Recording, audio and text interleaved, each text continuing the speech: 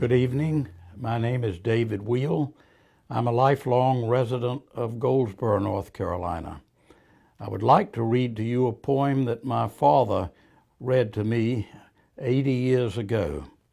It's titled Casey at the Bat. It's written by Ernest L. Thayer.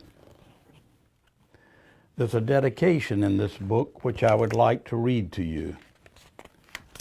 The dedication says, "For all those who aren't afraid to strike out and are still willing to bat." The outlook wasn't brilliant for the Mudville Nine that day. The score stood 4-2 with but one inning more to play. And then when Cooney died at first and Barrows did the same, a sickly silence fell upon the patrons of the game. A straggling few got up to go in deep despair.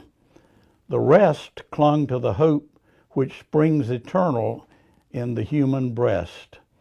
They thought if only Casey could but get a whack at that, we'd put up even money now with Casey at the bat. But Flynn preceded Casey and also Jimmy Blake, and the former was a Lulu and the latter was a cake. So upon that stricken multitude a grim melancholy sat, for there seemed but little chance of Casey getting to the bat. But Flynn let drive a single to the wonderment of all, and Blake, that much despised, tore the cover off the ball. And when the dust had lifted and the men saw what had occurred, there was Johnny safe at second and Flynn a hugging third. Then from 5,000 throats and more there rose a lusty yell. It rumbled through the valley, it rattled in the dell. It knocked upon the mountains and recoiled upon the flat, for Casey, mighty Casey, was advancing to the bat. There was ease in Casey's manner as he stepped into his place. There was pride in Casey's bearing and a smile on Casey's face. And when responding to the cheers, he lightly doffed his hat, no stranger in the crowd could doubt 'twas Casey at the bat. 10,000 eyes on him as he rubbed his hands with dirt. 5,000 tongues applauded when he wiped them on his shirt.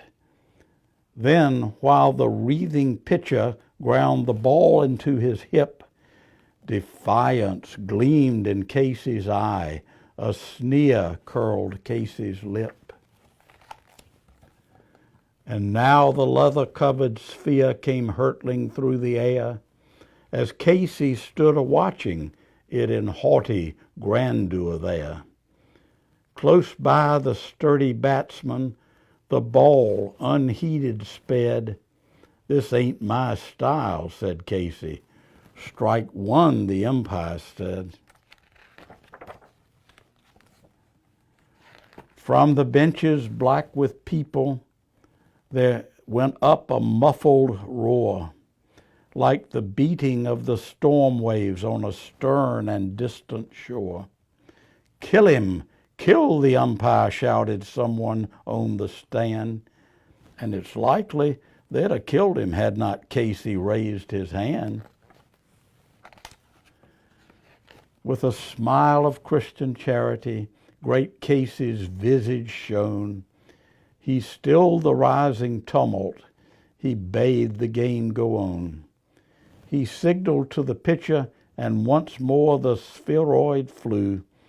But Casey still ignored it, and the umpire said, "Strike two." "Fraud!" cried the maddened thousands, and echo answered, "Fraud." But one scornful look from Casey, and the audience was awed. They saw his face grow stern and cold. They saw his muscles strain, and they knew that Casey wouldn't let that ball go by again. The sneer is gone from Casey's lip. His teeth are clenched in hate. He pounds with cruel vengeance his bat upon the plate. And now the pitcher holds the ball, and now he lets it go. And now the air is shattered by the force of Casey's blow. Oh, somewhere in this favored land, the sun is shining bright. A band is playing somewhere, and somewhere hearts are light, and somewhere men are laughing, and somewhere children shout. But there is no joy in Mudville. Mighty Casey has struck out. That was Casey at the Bat by Ernest L. Thayer. Good evening. My name is David Weil. I'm a lifelong resident of Goldsboro, North Carolina, and I came here this morning because I wanted to read a poem. The name of the poem is Sick, and it's written by Shel Silverstein. And it goes like this. I cannot go to school today, said little Peggy Ann McKay. I have the measles and the mumps, a gash, a rash, and purple bumps. My mouth is wet, my throat is dry. I'm going blind in my right eye. My tonsils are as big as rocks. I've counted 16 chicken pox. And there's one more, that's 17. And don't you think my face looks green? My leg is cut, my eyes are blue. It must be the instamatic flu.